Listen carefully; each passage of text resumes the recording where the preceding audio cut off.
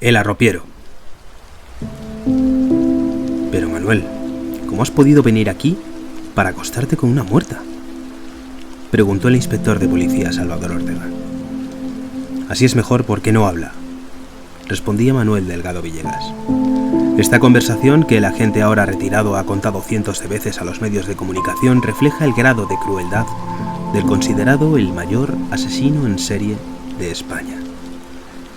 El criminal, de habla un tanto particular y apodado el arropiero, se refería a la que había sido su novia, la Toñi, de aquella forma tan despectiva.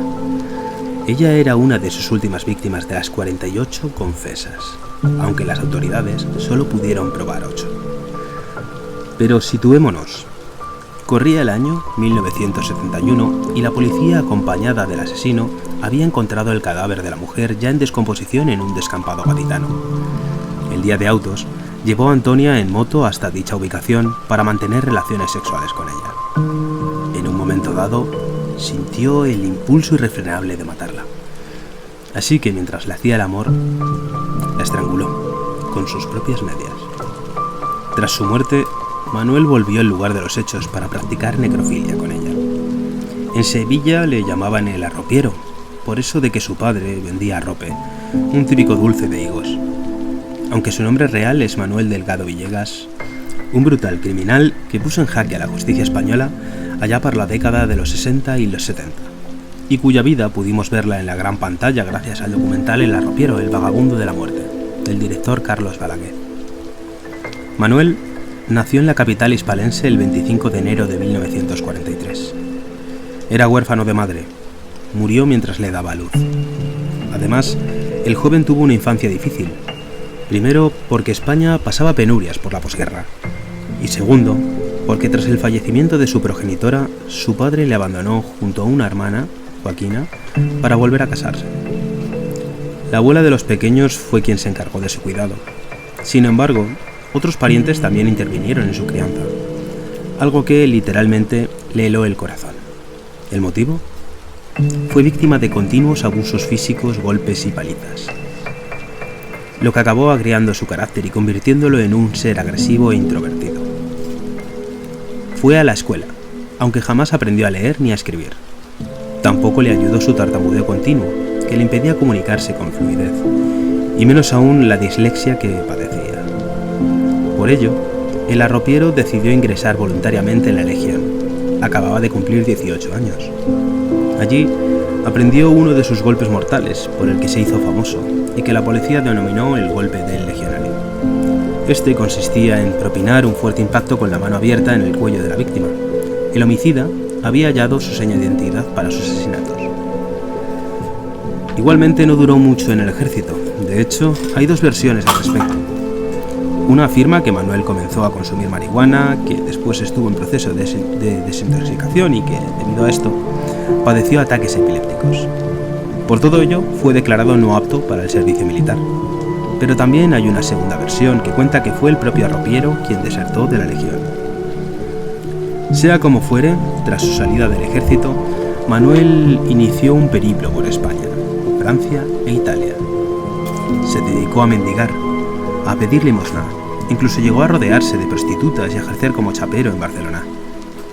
En aquel ambiente tenía éxito y se lo debía a un problema sexual, anaspermatismo, es decir, a la ausencia de eyaculación. Este defecto le llevó a practicar sexo de forma continua sin alcanzar el orgasmo, algo muy valorado dentro de ese mundillo. Y aunque fue detenido en varias ocasiones por la famosa ley de vagos y maleantes, jamás fue a la cárcel, sino a centros psiquiátricos, ya que se escenificaba una serie de convulsiones. Nadie presagiaba que aquel hombre de aspecto tosco y de personalidad limitada pudiese matar siquiera una mosca.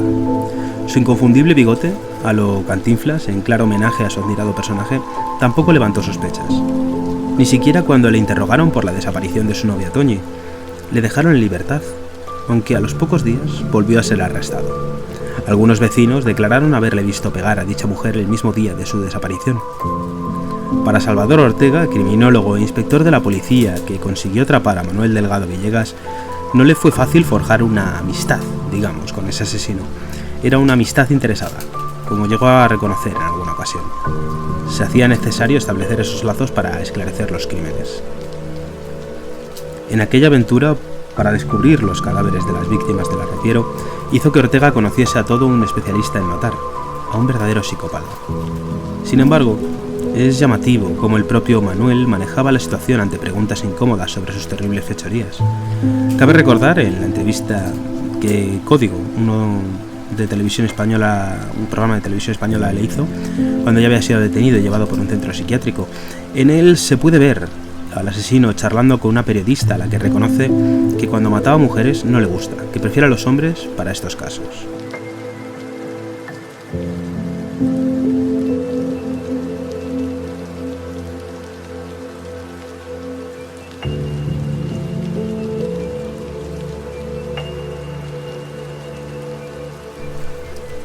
La detención del arropiero fue prácticamente accidental.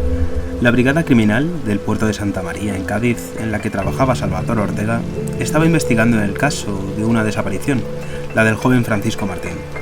Tras varios días sin noticias, la policía encontró su cadáver en el Guadalete.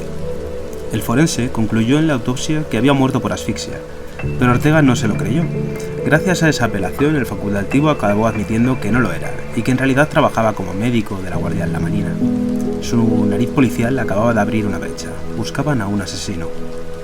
Y lo localizaron por un desliz. Matar a su propia novia, Antonia Rodríguez, que fue lo que le hizo caer. Le detuvieron el 18 de enero de 1971 en el puerto de Santa María.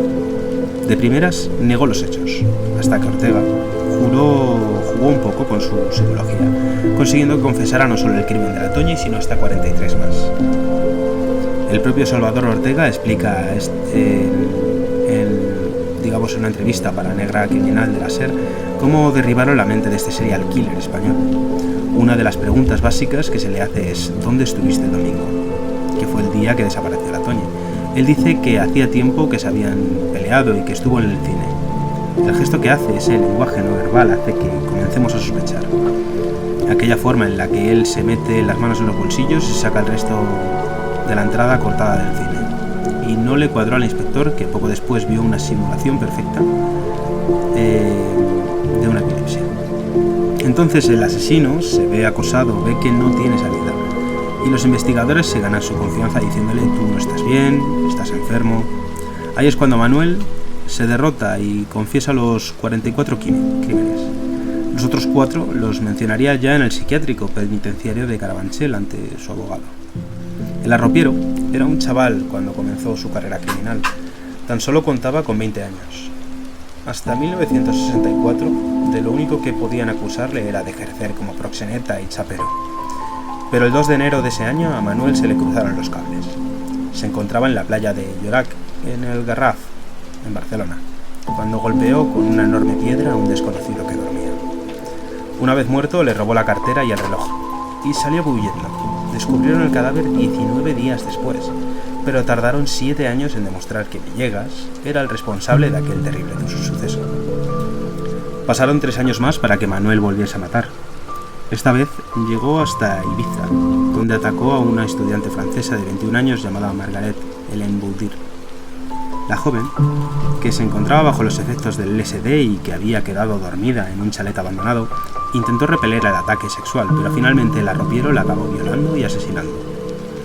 Aunque se le atribuyeron 48 asesinatos, tan solo pudieron probarse 8, dada la complejidad de los casos. No había pruebas suficientes, ni tampoco testigos, y también faltaron acusaciones particulares. Por supuesto, una necesaria colaboración policial a nivel europeo, algo que en aquel momento era mucho más que complicado que ahora. Todo ello derivó en algo insólito. No hubo juicio oral, sino que la causa quedó archivada, y en vez de enviar al arropiero a la cárcel, ordenó su internamiento en el centro psiquiátrico penitenciario de Carabanchel. A su llegada, varios psiquiatras le examinaron y determinaron que Manuel era un peligroso psicópata. Poseía el cromosoma XYY, también conocido como del hombroso o de la criminalidad. Dicha alteración genética proveía a este asesino de una grave falta de conciencia, sin empatía ninguna y por supuesto sin ningún tipo de culpabilidad al respecto. Por esta razón los especialistas pidieron que no le dejasen en libertad, dado que para él no existía el arrepentimiento.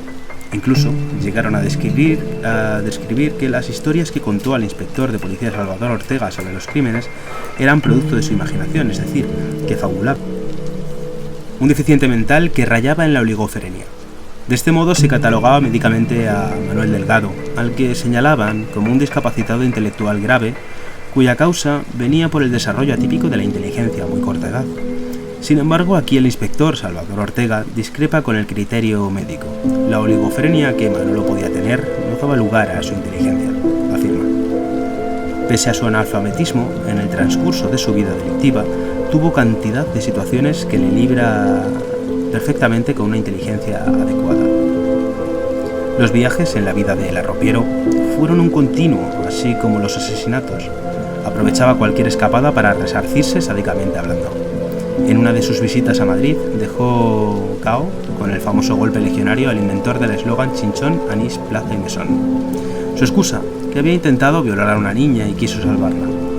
Después se deshizo del cadáver tirándolo al río Tajuña, no sin antes quitarle los pantalones y los calcetines. La siguiente víctima fue un barcelonés millonario que le pagaba por mantener relaciones sexuales. El móvil del crimen, que el industrial no accedió a pagarle más de lo acordado. La desmesurada reacción de Manuel le llevó a golpearle con un palo y a estrangularle hasta partirle el cuello. Pero uno de sus homicidios más abominables fue el perpetrado contra una mujer de 68 años, Anastasia, a la que golpeó, violó y estranguló, para después practicar necrofilia con ella durante 3 noches. Cuando el arropiero contó su historia a la policía, este creyó que había matado a una joven de 19 años.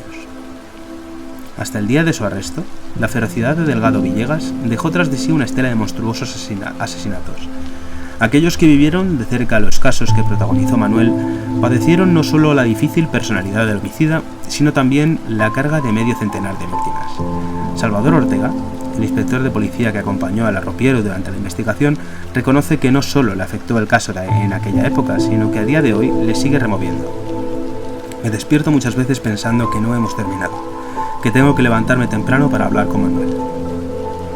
La fama de este asesino en serie español podría ser comparable a otros serial killers extranjeros y, por supuesto, a personajes cinematográficos tan deleznables como Aníbal Lecter, del Silencio de los Corderos, o Ed Gein, de Psicosis. Más de 20 años de internamiento psiquiátrico hicieron que Manuel Villegas Delgado cambiase su actitud. Ya no se jactaba de haber matado a nadie, ni siquiera entraba en disputas violentas con el resto de sus compañeros. Solo quería curarse para disfrutar de la libertad, y esta llegó. Lo hizo con la entrada en vigor del nuevo Código Penal. No había condena que lo retuviese preso.